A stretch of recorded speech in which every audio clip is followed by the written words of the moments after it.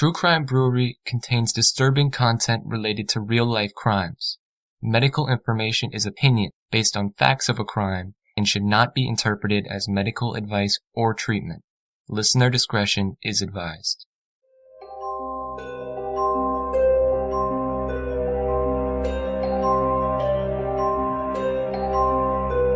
I can't even tell you what was going through my mind except that I was just so young and stupid. I was like, yeah, I want to meet this girl. You don't think things through. You don't think, oh, it's really late at night. That's when bad things happen.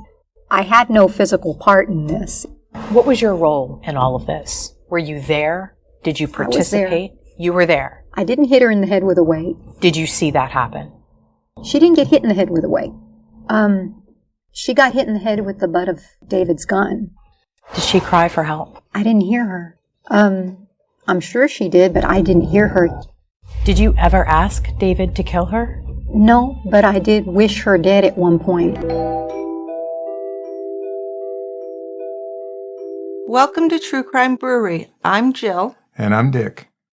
Today's episode is sponsored by Green Chef. Green Chef is the first USDA-certified organic meal kit delivery service. With Green Chef, there's something wholesome for everyone. Meal plans include gluten-free, keto, paleo, omnivore, vegetarian, and vegan. For $50 off your first box of Green Chef, just go to greenchef.us/brewery.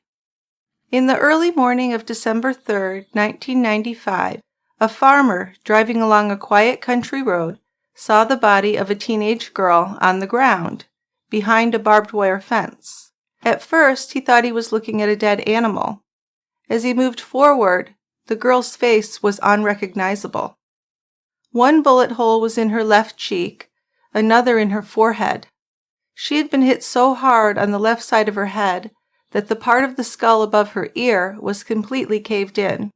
She was wearing flannel shorts and a gray t-shirt. Within hours, police identified her as Adrianne Jones, a 16-year-old high school sophomore from the town of Mansfield, southeast of Fort Worth, Texas. It was only that autumn that her parents had allowed Adrienne to stay out past 9 o'clock on weekends. Her father had nailed her bedroom windows shut so she couldn't sneak out of the house at night. But aside from sneaking out to have some fun with friends, Adrienne was a good girl.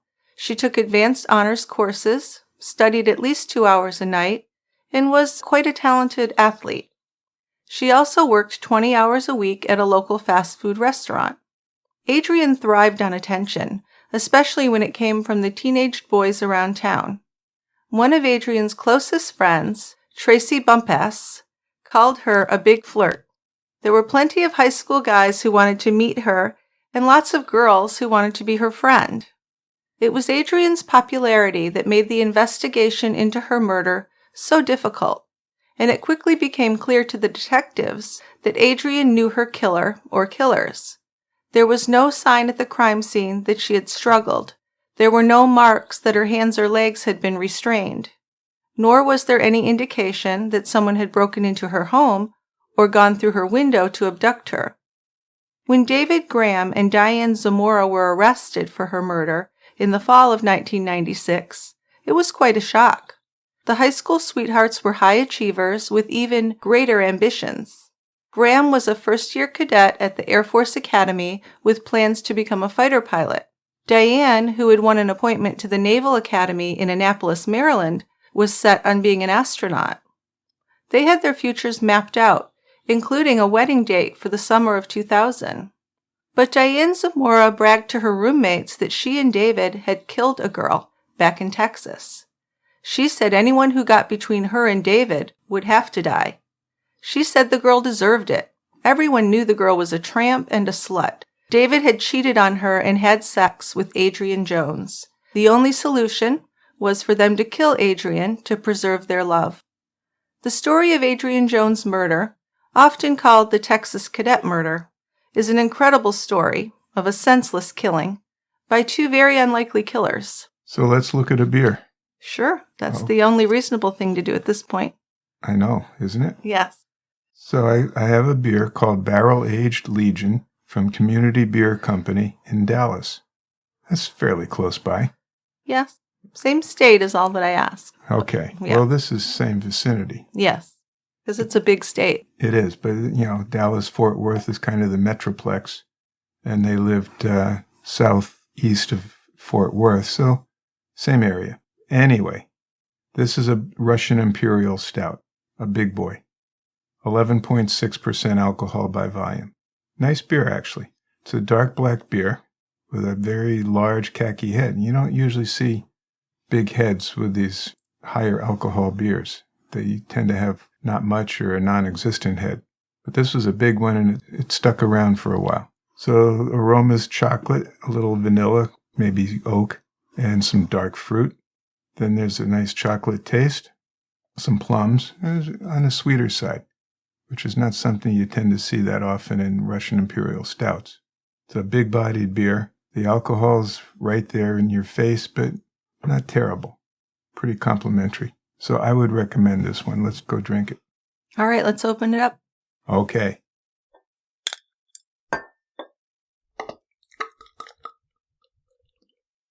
Okay, here we are at the quiet end. Now, this is really a disturbing case, Dick.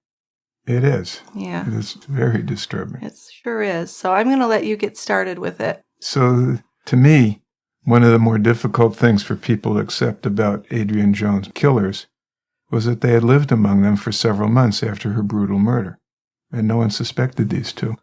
No, they acted quite normal. So for 270 days, after they had left Adrian's body cold and bloody in the dirt, David, Graham, and Diane Zamora went to school and attended classes, went to football games, watched movies, posed for their senior pictures, and moved forward with military careers, as if nothing at all had ever happened. And without a confession that had been blurted out one night in a Naval Academy dorm room, they might never have been caught. That's a scary prospect. So when their facade finally came crashing down, so did everyone's idea of what a killer should look like. Why would two young people with so much going for them throw it all away by taking the life of an innocent young woman? Yeah, it's amazing. I mean, really, people who are just led in the wrong direction for reasons I'm not sure of. This is a puzzler. It really is. Yeah. So Diane and David were 18 years old when this happened, and Adrian was only 16. They were all pretty young, high school kids. So let's look at their backgrounds before going into the crime itself. Good idea, sure. So Diane, she was born in 1978 in Fort Worth, Texas. Her father, Carlos, was an electrician, and her mother, Gloria, worked in retail. The family was very religious. Diane's grandfather was a minister, and they all went to church twice a week. And Diane also sang in the choir and took Bible study classes, so it's a big part of their lives. Diane was a very high achiever from an early age. She was determined to be successful in life, and she studied every morning at 6 a.m. before going to school. By the time she was 12, she had 3 younger siblings that she babysat quite often. Her family is described as a bit cold and standoffish, not an affectionate type of group. Both Carlos and Gloria worked really hard to provide for their 4 children. Gloria went back to school and became a nurse, while she worked selling cosmetics. So this left the kids home alone a lot. And Diane learned from her parents to take on a heavy workload. Not only did she maintain high grades and look after her siblings, but by the time she was 13, she had enrolled in the Civil Air Patrol as a stepping stone to joining the Air Force. Yeah, that's a lot of time commitment with Civil Air Patrol. Yes. It's not like you go to a meeting once a month or anything like that. This is a pretty big commitment. Yeah, so we've got that, we've got church, we've got taking care of the siblings, we've got school, so she was very busy, working hard. Very, and probably stressed. So things did take a bad turn for the family when Carlos, Diane's father, had an affair with a woman from their church, and he actually left his family for this woman. So Gloria, Diane's mom, began to confide in Diane, and that's certainly a heavy burden for any teenager. That's never a good idea. No. She's not your psychiatrist, right? Right, exactly. One day, Diane had found her father in bed with his mistress, and she confronted him. God, that had to be awkward. So after that, Diane's relationship with her father pretty much ended. Yeah, that's understandable. Yeah. Sure. That's terrible. And then life got even worse when Carlos lost his job. The family had to file for bankruptcy, and they lost their house. And this would be repeated at least 4 times. Each time, the family was forced to move into very poor conditions, sometimes faced with homelessness. The family was living in poverty, to the point where Diane would have to study by candlelight when their power was shut off for non-payment. At one point, they had no choice but to live with Gloria's father, the grandparent, when they were evicted from a home. But Diane maintained her place in the top 10% of her high school class, which is pretty amazing. But the stress took its toll. She began to do some self-harm type activities. So cutting and stuff like that? Yeah, hurting herself. Yeah. She was under a lot of pressure, as you can imagine, and taking on responsibility, not only for her siblings, but she was kind of taking on the emotional responsibility for her own mother. Her mother had taken Diane on as her confidant, rather than one of her children. And she actually would take her with her to confront Carlos's mistress. And she did that on more than one occasion. She's getting her involved in this, which is so inappropriate. Now, one time, Gloria took Diane to ransack the mistress's apartment. But they broke into the wrong apartment and ended up scaring an elderly bedridden person. Whoops. In their apartment. So sorry. Yeah. We didn't mean to break into your place. Right. I thought you were my husband's mistress. And then the old person would say, oh, well, that's understandable. Yeah. No problem. Yeah. Right. But then after that, they broke into the mistress's car and stole some items. And I don't want to make too much light of it, because this was very inappropriate, and I'm sure it was very stressful. Well, it's serious stuff. It is serious stuff. It's things that a child shouldn't be even thinking about. It's adult, dysfunctional stuff. And Gloria also harassed the mistress with threatening phone calls, which Diane was a part of. Diane was witnessing and probably learning some really bad coping mechanisms at that point in her life. I would think so. And this wouldn't explain her being a murderer, but it would explain some of her kind of messed up thinking. It certainly would. Yeah. Now, like Diane, David Graham came from a religious family. They were members of the Baptist Church, not the Catholic Church, and they attended services 3 times a week. Both David and Diane had 3 siblings. David was the youngest in his family. Both David and Diane excelled academically, and they seemed to have a very bright future ahead of them. So Diane met David when she joined the Civil Air Patrol. Now, David was attracted to her, but she didn't like him at first. Diane thought he wasn't that friendly, and he was very critical of her dress, marching, and overall attitude. Now, as a matter of fact, she had told her friends that she thought David was a pig. So they truly didn't hit it off, did they? Right, but maybe it was one of those situations where the sparks kind of fly.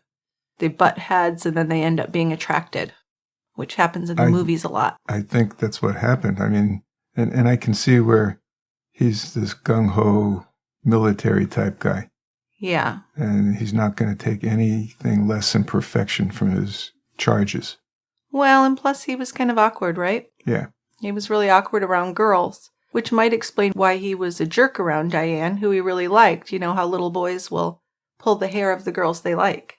That's one of their terms of endearment. Yeah, so it could be just an immature type behavior on his part. Could be.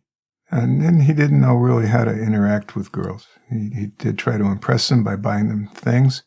He even took his father's credit card without permission and ran up a big bill. He even spent thousands on stereo equipment for his car in an effort to impress one particular girl, not Diane, someone else. Right, and I don't think it worked. No. Although he was a decent-looking kid. Yeah, both of them are pretty attractive kids. Yep. Now, David's dream was to become a pilot. His father had taken him to an air show when he was a little kid, and it made such an impression on him that he never forgot it. David joined the Civil Air Patrol when he was 13. By the time he was 14, he had his pilot's license. So he can fly a plane at 14 and not drive a car. Yeah, amazing. Now, although David seemed to have everything going for him, his home life sucked. His mother was a tough disciplinarian who was very high-strung. One time she even stabbed him in the elbow with a fork when he had his elbows on the table at dinner time. Yeah, she was intense. Certainly was. And there was also a broken home in his life. When he was 17, he went on a student exchange trip to Ottawa, Canada. He became involved with a Canadian girl and lost his virginity. When he returned from Canada, he was more confident with girls, and he began to flirt with Diane. So all it takes is to get laid once, and you are a master of your universe. Well, I think it does build your confidence, to be honest. It didn't build mine, I'll tell you that. I guess it depends how it goes. I guess so. So around the same time, David's mother left her family by leaving a note on the kitchen table, which David found when he got home from school one day. So some family members say she left because her husband refused to discipline the children, but some also said she left because David had become more confrontational and intimidating to her. He was 6'3", a lot bigger than Mom. Now, David's father said that she just wanted to begin life with a new man. So some conflicting stories. Yeah, I would just think if his mother left and he had anything to do with it, that would really put a big chip on his shoulder. It certainly would. Plus, I just think having your mom leave and leave a note, and especially you being the one to find the note, yeah, that has to be not so great. I'm leaving. Taking the dog. See you later. Yeah, so both of these families have issues. Well, both of the families have some issues in the sense that there's some parental discord. Yeah, but I mean, there's similar issues with the religious background, right? And then the mothers who are kind of inappropriate and high-strung, and their mothers seem a little bit similar in some ways. They do. Yeah. That's right. Yeah, so they do have kind of a lot in common in that way. Now, it didn't take long for Diane and David to become a couple. Once Diane realized that his piggishness wasn't that much of being a pig, but that he cared for her. So neither of them wanted to end up like their parents, and they became very devoted and clingy with each other, almost to the point of it being unhealthy. Now, not only was the relationship all-consuming, it became turbulent. It was intense enough that it often led to violence. Diane often hitting David. One time David stabbed Diane in her knee. This is not normal, good behavior. No, I think right from the beginning it was dysfunctional. But they became very close very quickly after they began dating, and they soon announced that they were engaged. Now that we're still in high school. We're not even done high school yet. I know, they're young. And we're engaged. Now, after they got engaged, Diane finally agreed to have sex with David. And you know, that might have been the reason for the engagement, is that he just wanted to have sex, and that's the only way she would do it. That's a good idea. Yeah, that happens. Now, the engagement was, at least for Diane, a promise that they would be together forever.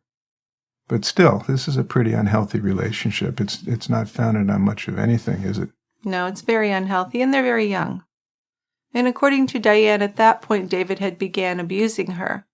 He would demand sex several times a day, she said, and when she refused, he would put his pistol either between her legs or in her mouth and threaten her.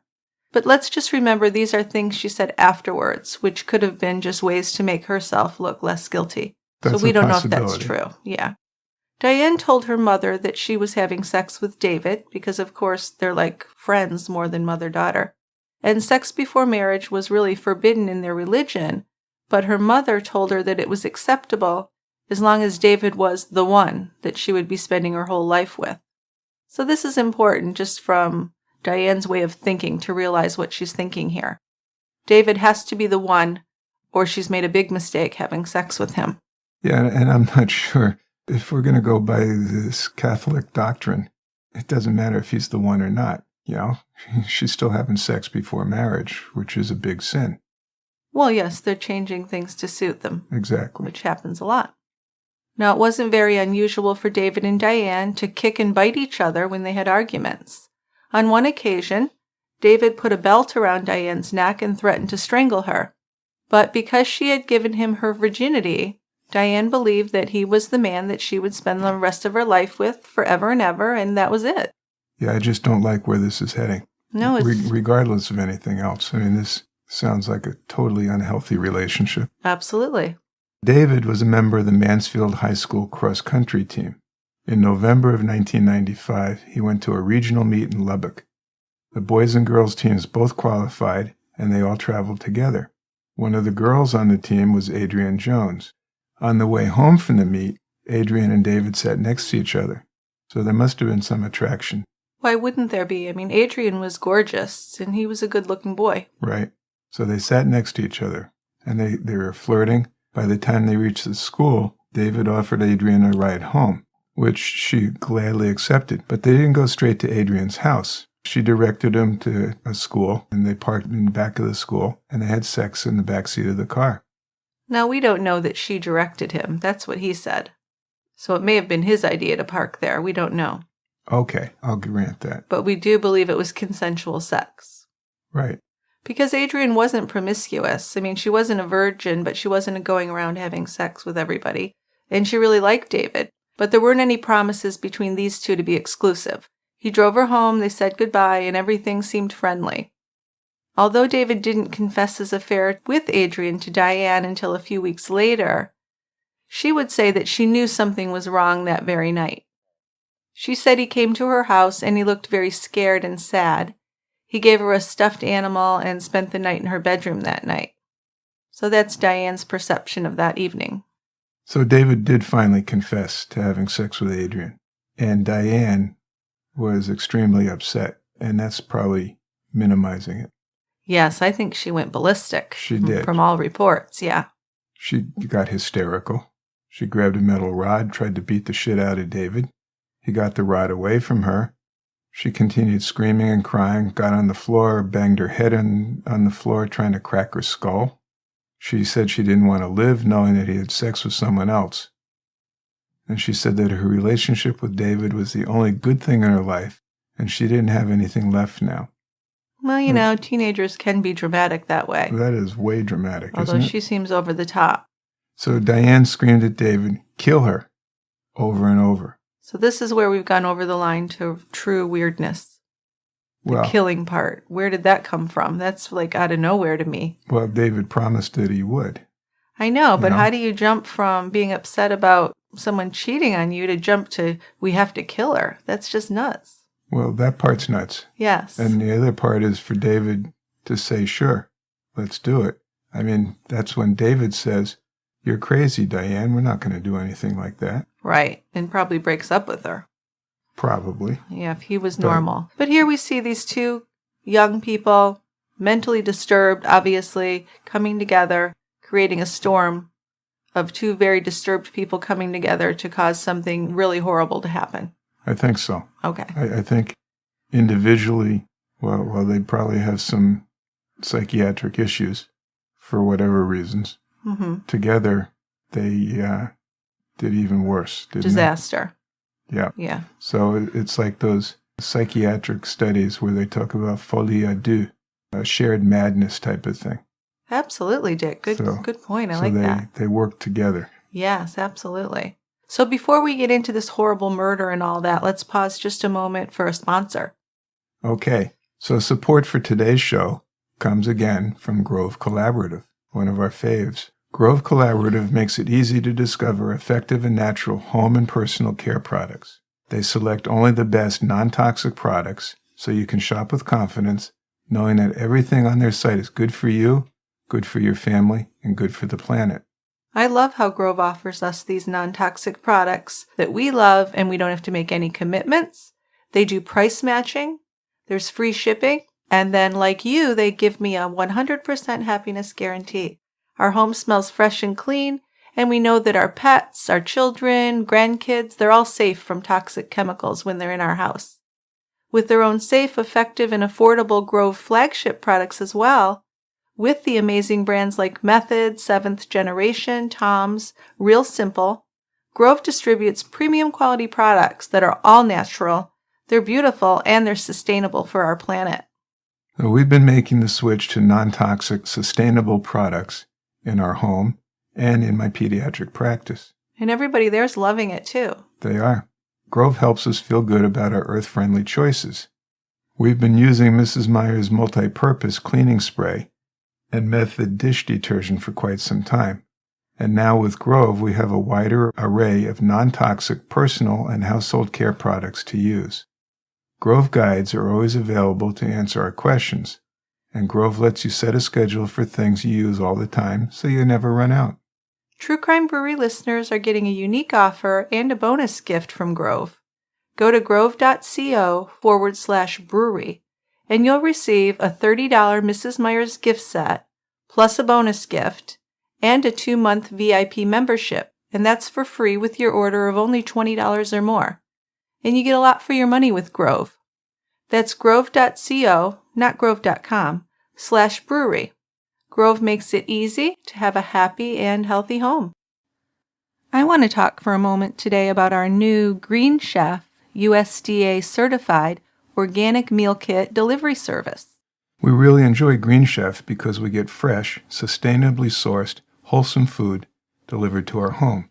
Green Chef does the planning, the shopping, and most of the prep for us, so dinner is planned around our lives, not the other way around. And as vegans, we are delighted that Green Chef has meal plans for everyone. Meal plans include paleo, keto, gluten-free, omnivore, vegetarian, and, of course, vegan. Recipes include pre-made sauces, dressings, and spices, so you get more flavor in less time. Anyone can be a cook with Green Chef's help, and even experienced vegan chefs like Dick will find new, diverse recipes from global cuisines to comfort foods. Last night, we prepared our Green Chef meal together. It was very romantic. We had black rice tempeh bowl. So good. Tempeh, marinated in a garlic paprika tamari sauce, served alongside a kale salad and a bed of black rice. Spicy cashews gave this dish a crunch, and some creamy sriracha mayo added a spicy kick. To me, tempeh is an underrated protein source. It has a much more complex texture than tofu, and it really makes the most of whatever flavors you add to it. So it took us about half an hour. We had a lot of fun, sipping a beer and listening to a true crime book. It was easy with step-by-step instructions, tips, and even photos to guide amateurs like myself. And later this week, we look forward to making some of Green Chef's vegan tacos and a tahini burger. Now, tahini, this is another underrated vegan food. I could have tahini on anything. I know. It's delicious. So we have an amazing deal for True Crime Brewery listeners right now. You can get $50 off your first box of Green Chef by going to greenchef.us/brewery. So Adrian's parents had strict rules. Now, she wasn't allowed to talk on the phone after 10 p.m. But December 3rd, 1995, she had been allowed to talk to her boyfriend, Tracy Smith, after that time because he'd been away with his parents and he wasn't able to call until 10:30. So Adrian's parents had made an exception.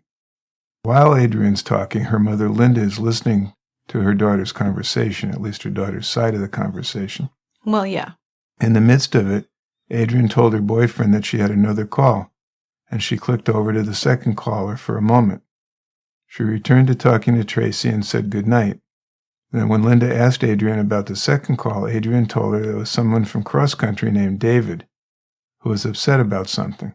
Now at 10:45, Linda went to bed, and she told Adrian, "You go to bed too." That was the last time Linda ever saw Adrian alive. In the early morning of December 4th, Jay Green, a friend of David's, woke up to tapping on his bedroom window. He opened the window and saw David there. David told Jay that he and Diane needed to come in, and he warned him that this had never happened. He said, "You're my friend, just this never happened. This is a secret." And he kept repeating that. Yes. We were never here. This was important to him. Jay had been concerned about David for a while now. Just 2 weeks earlier, David had lost his position at the Civil Air Patrol Command. He seemed to be throwing away his dream to be an Air Force pilot. Since David had started dating Diane, he had changed for the worse. The relationship was distracting David from his military goals.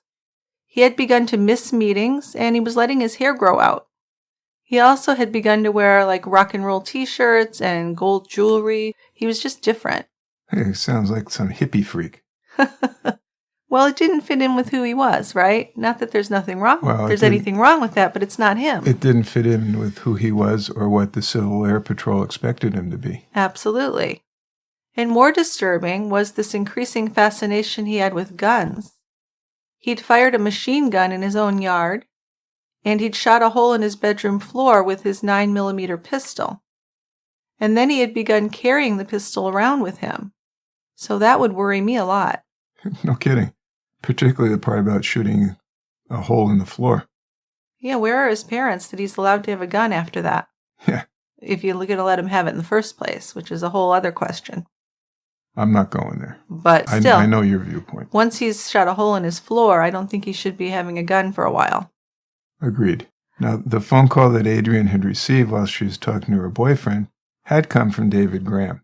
She agreed to meet David at 12:30 that night after her family went to sleep. Now, what she didn't know is that he would be bringing Diane with him. Right, so in Diane's mind, the only way to save this relationship with David was for them to cleanse their now tainted relationship by killing the girl who had come between them. So this is her distorted thinking. She had learned from her mother that women are the guilty ones in the affairs, and they're the ones to be punished. Why she took it further to planning a murder, I can't figure out, but she and David had their minds made up about this.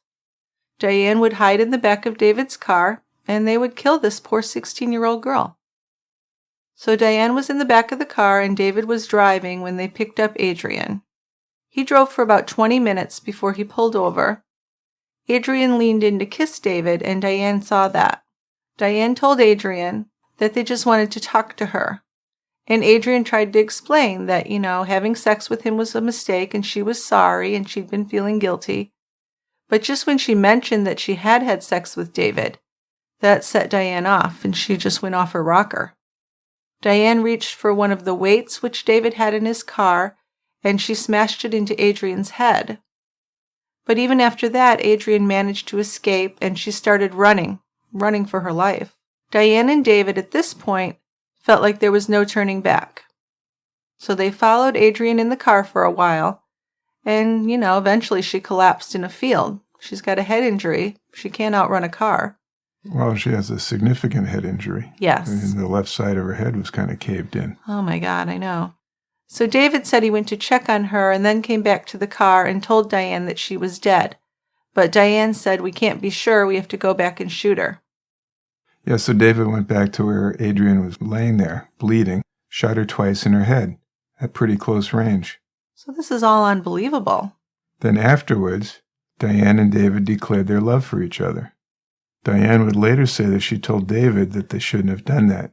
And David told Diane he couldn't believe they had gone through with it, and asked her, "Do you believe I love you now?"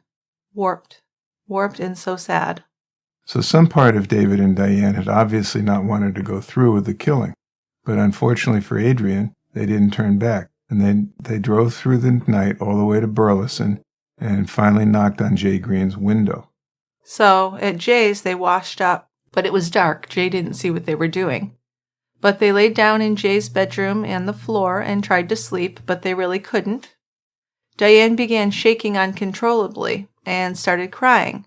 She said she was scared, and they held each other and prayed that God would forgive them for what they had done. When they left Jay's house, they drove to Diane's parents' house in Fort Worth, stopping a block away and throwing David's bloody pants into a dumpster. They pulled into the garage of Diane's house, and for the first time under that light, they could see Adrian's blood inside the car. David jumped out gagging and feeling physically ill, and Diane said that he was sick to his stomach, so she put him in the bedroom to sleep while she cleaned up the car. So she's a cold, hard cookie. They slept, thinking the police would be there to arrest them any minute, but no police came. Yeah, this was kind of the perfect storm. David and Diane were a couple, but they went to different school districts, and their only connection was the Civil Air Patrol. So David went to the same school as Adrian, but he turned out to be able to get off of things or not be a suspect. Well, yeah, because not everyone even knew that he really knew her. No, even David's best friends from the Civil Air Patrol didn't know her. Right. So, though many Mansfield students knew that David and Adrian had met, she had so many friends, and no one knew that they had had sex together. Right. She didn't go around bragging to her friends that I had sex with David. No, not at all. David and Diane were living these really compartmentalized lives. They were able to stick together and keep their mouths shut for quite a while. David's father called Diane's house that morning to make sure that he was up and ready to go to school, but he also relayed some shocking news to David. He said, "Did you hear about that Mansfield girl that was killed?" And David mumbled that he hadn't. And when he hung up, he told Diane that, yep, she's already been found out. They already found her. Didn't take long. Yeah, well, her body had been discovered that morning by a local man named Gary Foster. He had stopped to get his mail on his way to work and noticed a piece of fabric on some barbed wire. The fabric had been torn from Adrian's shorts. The gate to the field was open. He went to see why, and he found the body. As we said, her skull was caved in on one side, and she had a couple bullet wounds to her face. In addition, she had cuts and scratches on her legs. The body in Foster's field was most likely a teenager's, but investigators weren't sure who she was, where she came from, or how she got there. The wire gate seemed to have been knocked down and then put back up, but the girl's sock was still hooked on one of the barbed wires as if she fell over it. Gary Foster said he hadn't touched anything, and on one of the higher wires a few feet above the ground, another rusty barb held a wad of blonde hair. This was most likely from the victim, who lay on her back, arms to her side, and a left foot dangling gently from a wire. The fact that the body had no shoes was evidence that she had been taken and or killed elsewhere, loaded into the vehicle, and driven to this secluded spot. At the same time, there were bloody scratch marks on the young woman's white legs, and blood smeared on her left thigh. So this would indicate that her heart was beating when the injuries occurred. Abrasions from the barbed wire meant that she was alive as she went through the fence, so it looked as if she had been executed. Huge gash on the side of her head, large amounts of blood soaking her hair. The blood had also discolored the white skin of her neck and the two shirts she was wearing. There were bruises on her neck. She had struggled against someone holding her around the neck. At the same time, her clothes were not disturbed in a way that would suggest a sexual assault. So whether it was the blow to the head or the bullets that killed her, it was clear that she had tried to put up a fight, at least in the car. The knuckles of her left hand were bruised and bloodied, as if she'd hit something or tried to block a blow, probably trying to block that weight that came towards her head. So even though it was a fairly quick death, it was not an easy death. Doesn't sound like it. I mean, that blow to the head had to be excruciatingly painful and terrifying. So the Mansfield police had a missing persons report for a 16-year-old white female, Adrienne, who'd been missing since the previous evening. She had a scar on her left knee from a surgery she'd had, and she was wearing workout or athletic clothes. A Grand Prairie police officer was on his way to the parents' home to get a picture of Adrienne and bring it to the Emmys office to see if it matched the body. They had to pull the deputy chief medical examiner out of the autopsy to look at this picture, and he knew it was her. So Adrienne's parents learned that very day that Adrienne had been murdered.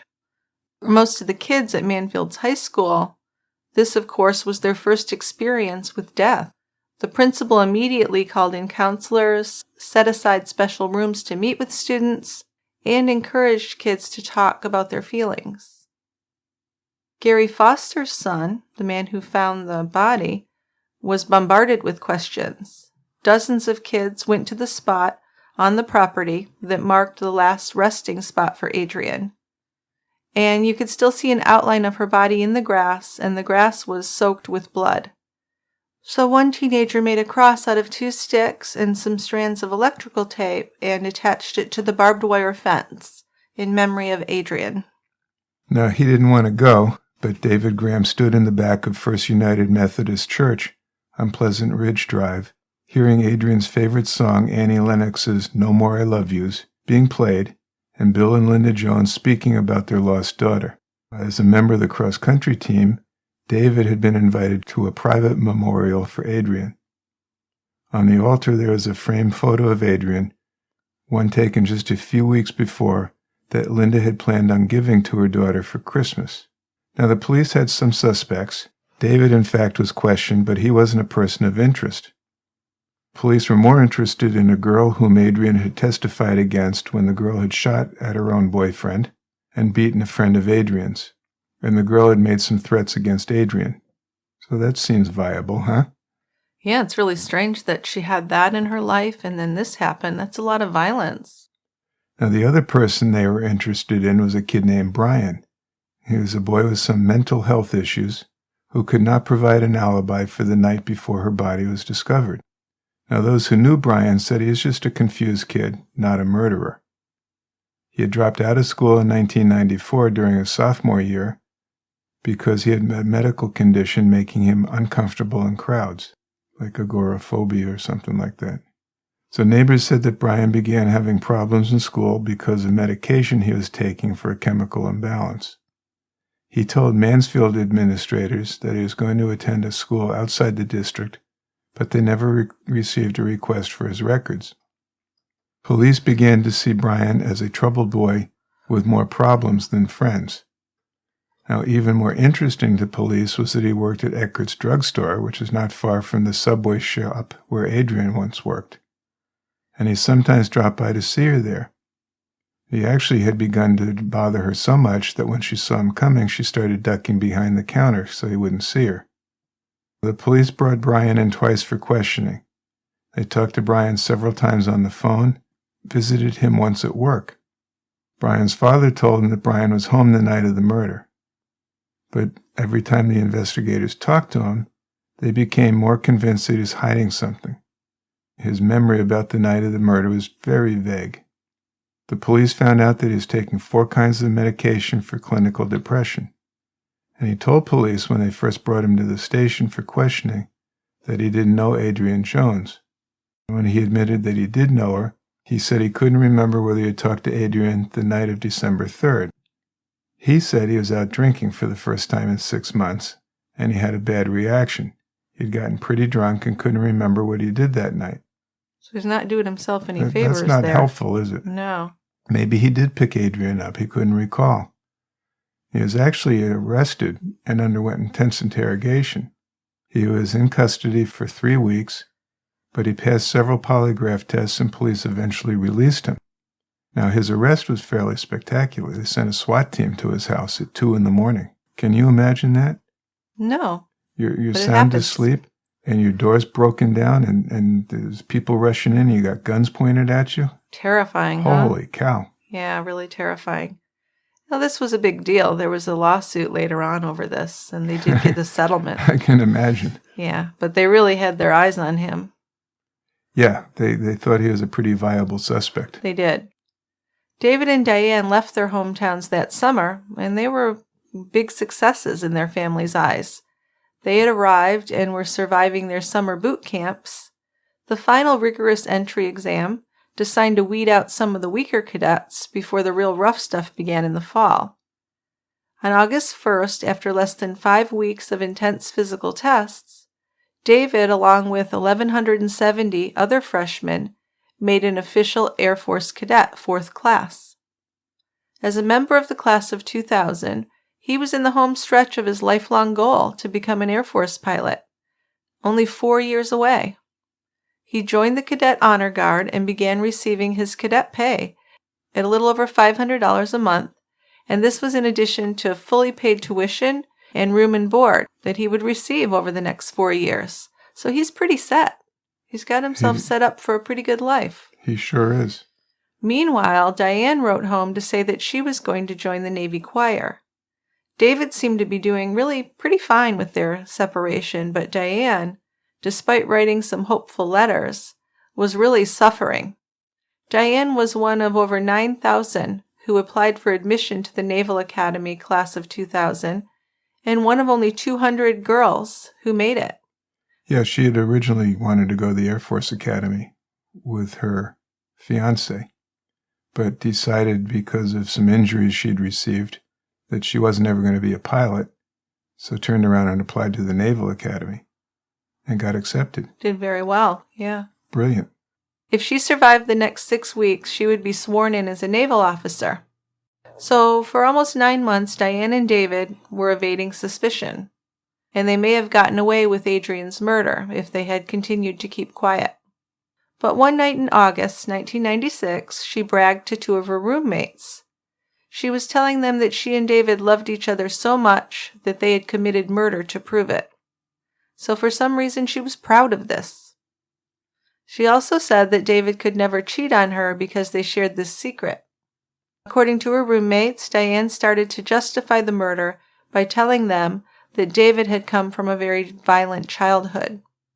Diane told them how David's mom would stab him in the elbow with a fork, and David was the one that pulled the trigger, she told them. It wasn't an immediate death for Adrian. Diane said that she remembered very well how Adrian was whimpering. She said that she had enough hate in her for the girl that it didn't bother her.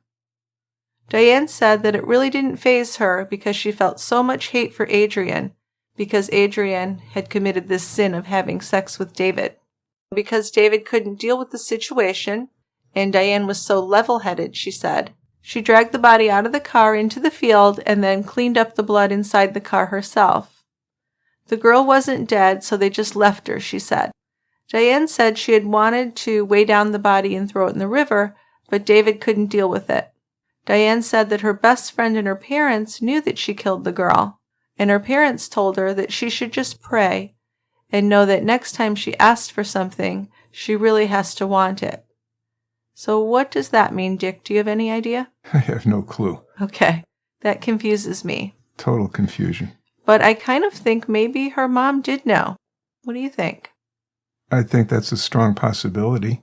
Yeah. I mean, given Mom's religious fervor, her daughter confesses to her and she's going to counsel her. I mean, if you're going to believe in the 10 Commandments, thou shalt not kill is one of them, right? Yes, but the way that her mom thought about adultery was really pretty radical. Right. So I wouldn't be too surprised. So Diane went on to say that she'd seen Adrian's parents at the funeral and she felt bad for them, but if she was in the same situation, she'd do it again. So that's pretty awful.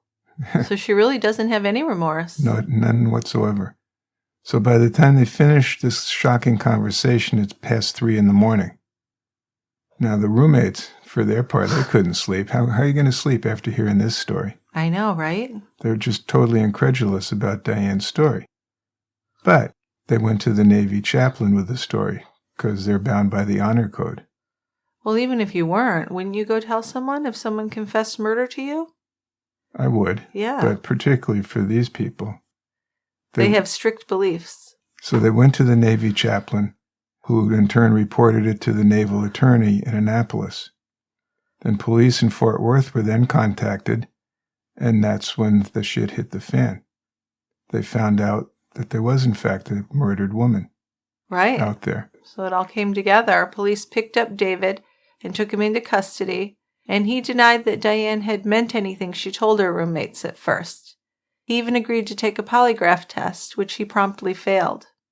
Then police told him that they had talked to Jay Green, the kid whose apartment they'd gone to or house they'd gone to, who told them about David and Diane's late-night visit on the night that Adrian was killed. Air Force officers told David that he had a duty to tell the truth, and in the very late hours of September 5th, David did confess. He typed most of the confession himself, and it was a 4.5-page confession.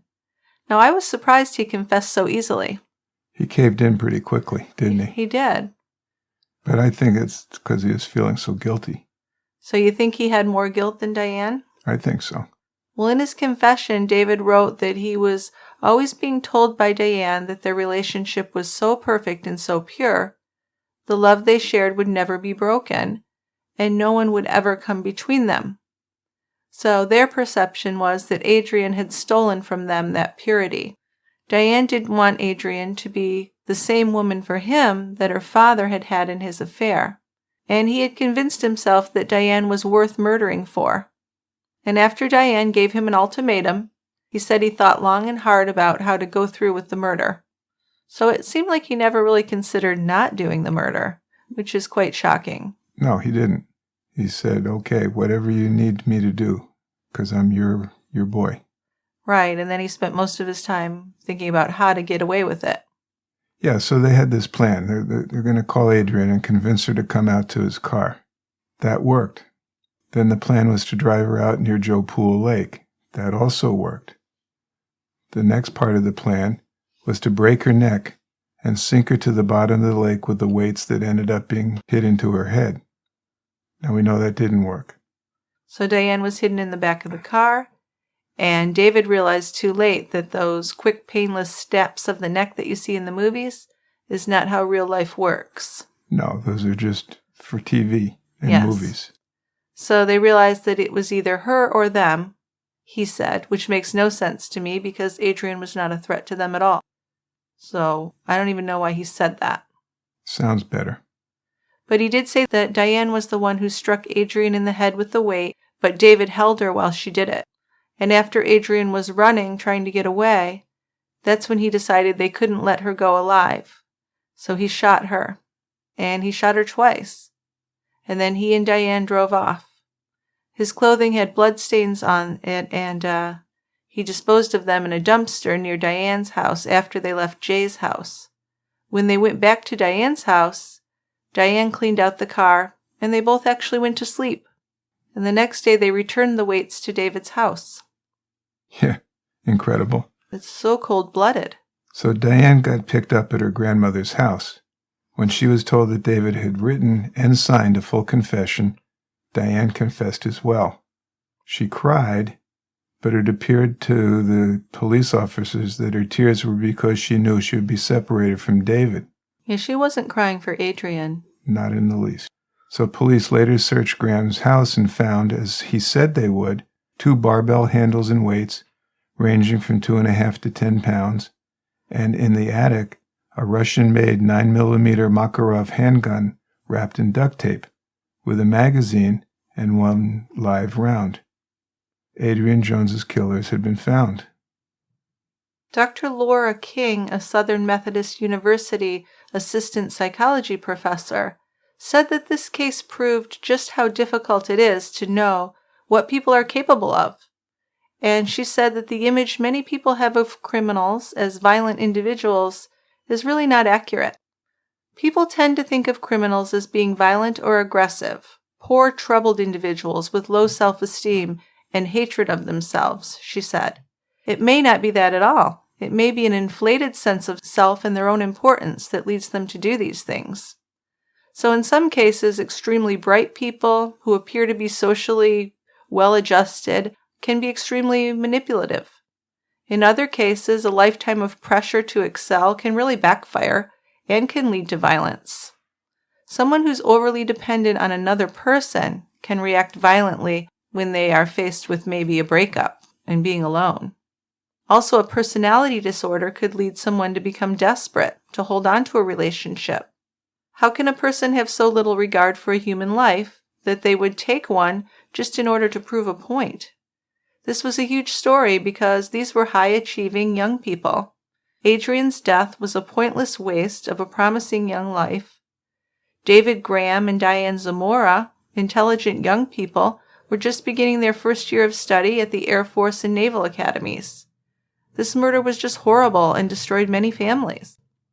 David and Diane faced a possible death sentence, but Adrian's family asked for the death penalty to be taken off the table. They didn't want to see 2 more people die, but they did want them punished. So in February 1998, Diane's trial began. She and David were going to be tried separately, and they each blamed each other for the murder. Diane, for her part, claimed that she had no idea David was going to kill Adrian that night. She said her only intention was to talk to her. But Diane was found guilty of capital murder and sentenced to life in prison with no chance of parole for 40 years. Then in July, David went to trial. He was also found guilty of capital murder, and he received the mandatory life sentence with no possibility for parole for 40 years. Yeah, so they both got the same punishment.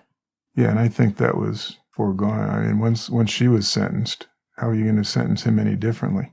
Well, I like how they turned on each other so quickly after being so damn devoted. Yeah. Just bullshit. I love you forever. Or until I'm accused of murder, and then fuck you. Right. And when you look at interviews of them from prison in the years since, they really don't seem very remorseful still. No, they don't. And she tries to just back out of any responsibility for it, as if she was just a stupid young girl and really didn't have any part in it, which we heard in our intro. We did. Yeah. And she's, yeah, it was his idea. I had no idea that was going to happen. Right. Yeah. Please. At the same time, he's saying the same thing about her, that it was just going to be talking to Adrian, and Diane went nuts and killed her. Yes, but he did admit to shooting her. Right. But I guess there was no way of getting out of that. I don't think he could have. No, but just really sad for Adrienne and her family. These are two really bright, high-achieving kids. Could have made something big for themselves. Yeah, and I don't care that much about that. I care more about what Adrian could have been. All of them could have been. Right, exactly. That's true. Are you looking for a new, fast-paced, nail-biting thriller to fill the Dexter and Hannibal-shaped holes in your life? I am. I know you love scary books, and you go through them pretty quickly. I think you should check out Hangman, a new novel by Jack Keith. Hangman introduces a darkly mesmerizing FBI consultant whose skill at finding criminals comes at a price. Every time he saves a life, he takes one. Ooh, are you intrigued? Well, I definitely am. I got to check into this. Yeah. Hangman is available on Audible and everywhere books are sold. So just visit bookclubbish.com to learn more about Hangman by Jack Heath and start reading today. I know you will.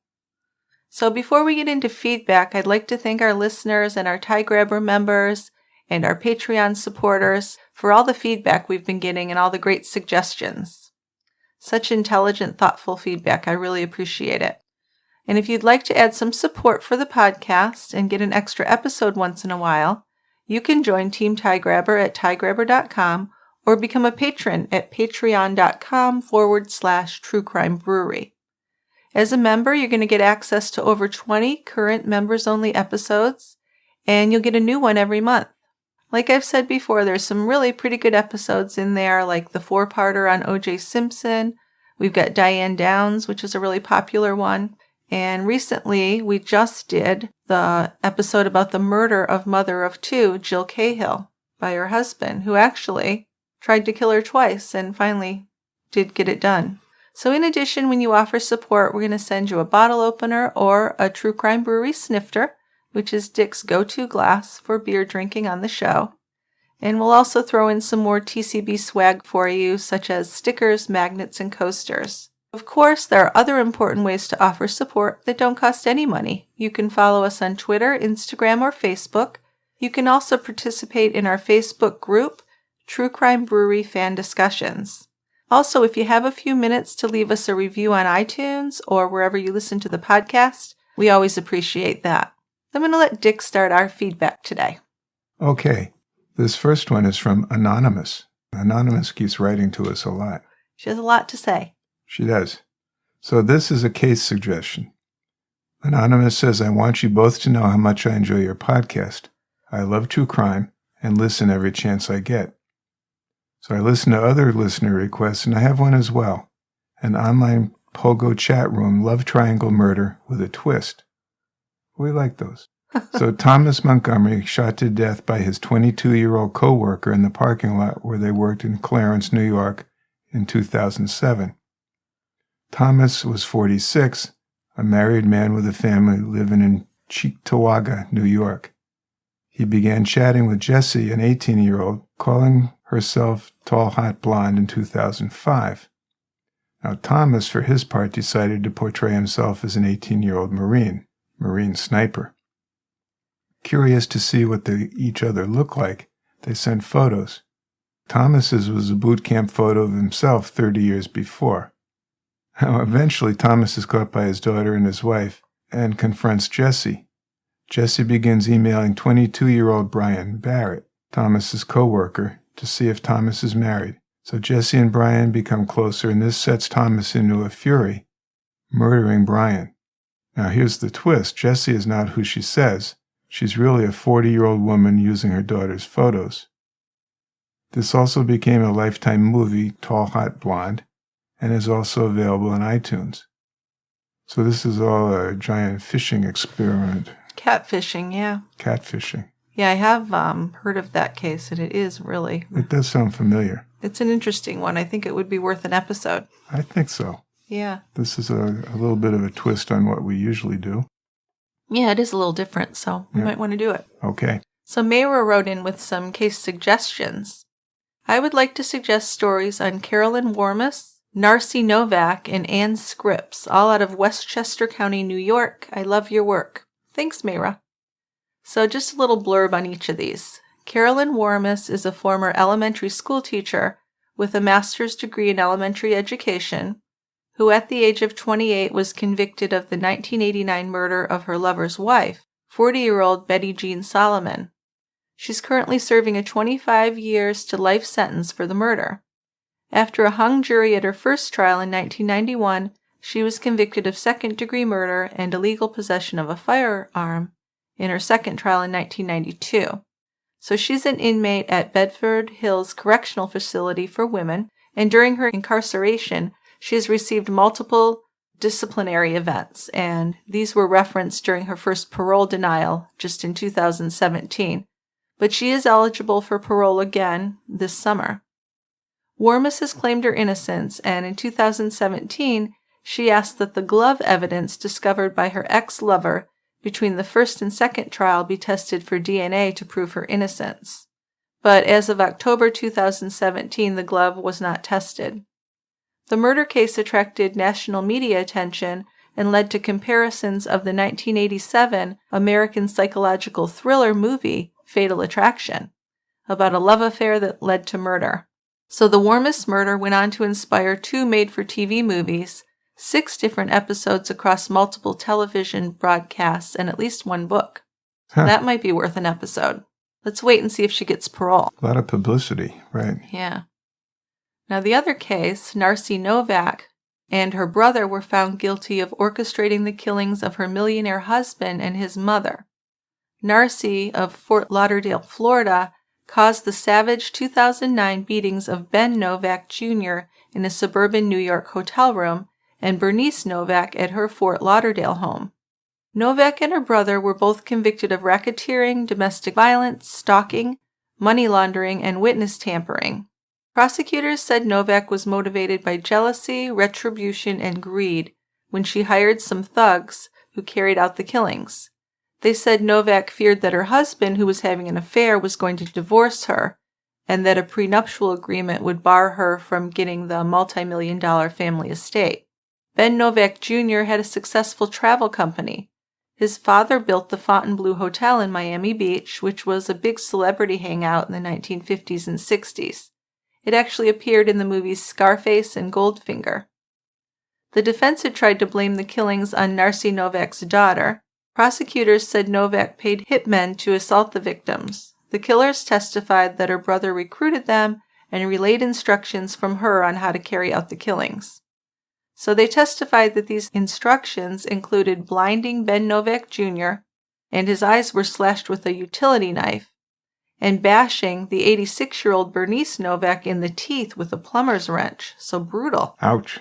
The killers also testified that Narcy identified her husband to them in advance by stroking his hair in a restaurant as they sat watching. One said that when they got to the Hilton Hotel in New York, where Ben Novak's company was running an Amway convention, Narcy motioned them into her room, directed them to her sleeping husband, gave them a pillow to muffle his screams, and questioned them afterward to make sure they had blinded him. One key witness was Rebecca Bliss, a former prostitute and porn actress, who said she was having an affair with Ben Novak when he was killed. She said Narcy tried to buy her off for $10,000 and had told her if she couldn't have him, no other woman was going to have him. Well, that's very apropos to the case we just discussed today. Kind of, yeah. So the one more case that was suggested is Anne Scripps Douglas, who was beaten to death by her husband, Scott Douglas. Anne's story inspired the made-for-TV movie Our Mother's Murder. Tori Scripps witnessed the tragic murder of her mother, Anne Scripps Douglas, when she was just 3 years old. No one knows for sure how it was that Tori actually witnessed the murder. Some have speculated that she was sleeping in another room when she heard her mother's screams and ran in to see what was happening, and others speculated that she was actually sleeping with Anne at the time. So this is quite a famous murder that might be worth an episode as well. It is, and I'd be interested to see how effective a witness a 3-year-old could be. Well, I would guess not very. Me too. My main thought with that would be the trauma inflicted on the child. Well, but if she's a witness, they're going to try to question her, right? Well, I don't know. Be interesting to look into. Let's check on that. Okay. Okay, next up I got a case suggestion from Megan. So Megan says, please consider a mysterious death that happened here in my town, Trenton, Missouri. 19-year-old Tanner Ward left his home for a walk, telling his parents he'd be back in 30 minutes, but he never returned. His disappearance was investigated, but many say not well enough. That was in June of 2017. In December of that year, some kids walking found his decomposed body hanging from a tree. This is only 3 blocks from his home. I live across the street from them and walk by the site all the time. Now, many people who knew him say it was murder, but the police say suicide. The town is split, and one half is very hostile toward the police chief, who they feel didn't treat Tanner's death as a murder, and some say there is evidence his body was moved. I have read that Tanner had been involved with drugs and in trouble, but was getting things together to marry his girlfriend and to raise his baby. Every day when I leave the house, I am looking at a big sign in the neighbor's yard. Tanner Ward was murdered. Change my mind. This is everywhere. Those convinced it was murder even got angry at Trenton's police department's official Facebook page that they spent more effort getting resources for a starving dog than they did on Tanner's death. I'm the manager of the only animal shelter in Trenton, so I was a little upset that they hijacked the thread, but I understand that they are in pain. It's a town divided, really. Be interesting to find out what you think. That sounds interesting. Now, there's an article we found on this case on the Crime Watch Daily website, and it is suspicious. It's titled, Mystery in Missouri, What Happened to Tanner Ward. In the small town of Trenton, Missouri, everyone knows everyone, and everyone also has a theory on what really happened to a young father named Tanner Ward.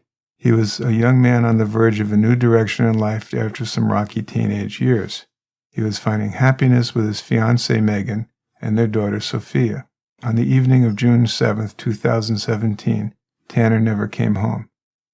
It's just before dinner when Tanner kissed Sophia goodbye, popped out to visit a friend. He said, I'm only going to be gone 30 minutes. Go ahead and fix a piece of chicken for me, said Tanner's mother, Lisa Ward. He said he had to go meet a friend, and I said, who are you going to meet? And he said, Jeremiah. Now, Jeremiah was a new friend of Tanner's and someone Tanner's family hardly knew, or knew at all. Who is Jeremiah? Good question, said his sister, Kelsey. I never heard of this kid in my life. I know everyone in Trenton, and Jeremiah, I've never seen him. But hours later on that June evening, dinner had grown cold, and Tanner wasn't there. So this was unusual behavior for Tanner, Lisa said. Has anybody talked to or seen him? No one had. The next day, Kelsey followed up on her suspicions, and she found out where Jeremiah lived and tracked him down. I knocked on the door, no one would answer, and I opened the door because it was unlocked. I was like, okay, maybe they're just sleeping. But inside, Kelsey encountered a shock. The whole apartment was trashed. Big hole in the wall. Back door that led out to the side of the building was wide open. And there, within the overturned furniture and wreckage, Kelsey saw something that stopped her cold. Tanner's baseball cap. So I was like, okay, that's weird because he never goes anywhere without it, said Kelsey. So Kelsey took the hat to the police and they promised to look into it, but for the moment, the police told Kelsey, don't panic, he's just a runaway. Tanner's hanging out with some girl getting his mind right. Well, no, that wasn't like Tanner, said Kelsey. So 2 more weeks go by, still no Tanner. His mom, Lisa's more and more convinced that something has happened to him. I cannot imagine that he walked out my door on June 7th and said, I'm giving up, I'm not doing this anymore, and walked out of everybody's life, especially Sophia's, said Lisa Ward. Tanner's sister Kelsey printed up flyers, hanging them everywhere in Trenton and surrounding towns. And that's when Kelsey ran into Jeremiah face to face. So Jeremiah got out of a truck, and as soon as he walked around the truck, I was like, that's my brother's. That's the T-shirt Tanner went missing in. And there's something else that stood Kelsey's hair on end. Jeremiah had 4 cigarette burn holes in Tanner's shirt. Now, the family had never even heard of this guy until Tanner went missing. And yet, according to Kelsey, Jeremiah was wearing Tanner's shirt after Tanner's disappearance. Jeremiah was someone that we looked at hard. We talked to him a lot, said Trenton Police Chief Thomas Wright. The talks actually started the very day at the police station. Chief Wright wanted to do a forensic test on the T-shirt, but according to Kelsey, Jeremiah was strangely reluctant. Now, Tanner's body was found hanging in a tree in December, and police ruled his death a suicide. But searchers claimed that they searched that area in September, and Tanner's body was not there. Right, so there's the whole thought that somebody hung it there later. Well, I would think that's quite some time after he disappeared. Months, yeah. And there was enough traffic in the area that I think you would have noticed. Yeah. If there's a body there. It's quite a mystery because it also said somewhere that his body was kind of mummified instead of being decayed like you would expect if it had been hanging in the tree for months. Interesting. So it's only a year old. It's something to keep an eye on as a story. We'll have to. Yeah. Okay, I think we have one more. One more. And this is from Madison, and it says, just a word on the Spreckles Mansion mystery. First, thank you guys for the huge amount of work you must put into each episode week after week. It makes my commute to work a pleasure. No problem, Madison. Now, about the Spreckles Mansion episode. I feel confident that the child's fall was accidental. Rebecca's death, however, was definitely murder. My theory is that Adam blamed her for his nephew's accident, and they got into an argument when they got back to the mansion. Adam strangled her, possibly sexually assaulted her, and set up this whole hanging scenario. Maybe the police stuck with the suicide theory because it was easier, and they didn't want to go against such a powerful, wealthy family. I can't say if they have enough to convict Adam, but I do really believe he killed her. Well, I don't think there's many other suspects if there was a murder involved, and we think she was murdered. Yeah, most people seem to be of this opinion, especially since we have the civil decision that he was responsible for her death. Right. And I don't know if he blamed her for his nephew's accident or not, but I think that he definitely did it. Yeah, maybe he was just coming on to her, and she was rejecting him. And she said no. Because the whole porn thing makes it very suspicious. It does. And I don't know that the police stuck with the theory of suicide just because it was an easy way out. I don't think they work that way. No, come on. Well, I think once you're going down a certain road, you might tend to see things going the way that you have predicted them, rather than going against what your theory is. I think you pick a theory, you're trying to back up that theory sometimes. Sure. Yeah. But I don't think that they backed off because they were dealing with a wealthy family. That might be an oversimplification, but I don't know. Never rule that kind of thing out. It's possible. Possible. Yeah. I don't know if it's likely, but it's possible. Not likely. No. But just great feedback. Thanks, everybody. Yeah, love Keep it coming. We have a pile of it to go through, and it's always good stuff. You guys are smart people coming up with this stuff. Smarter than us, right? Well, you know. But as long as they listen to us, yeah, that's good. So they can't be that smart, can right? they? No. That's true. Okay. Well, thanks, everybody. And we're going to see you next time at The Quiet End. Join us. Bye-bye. Bye.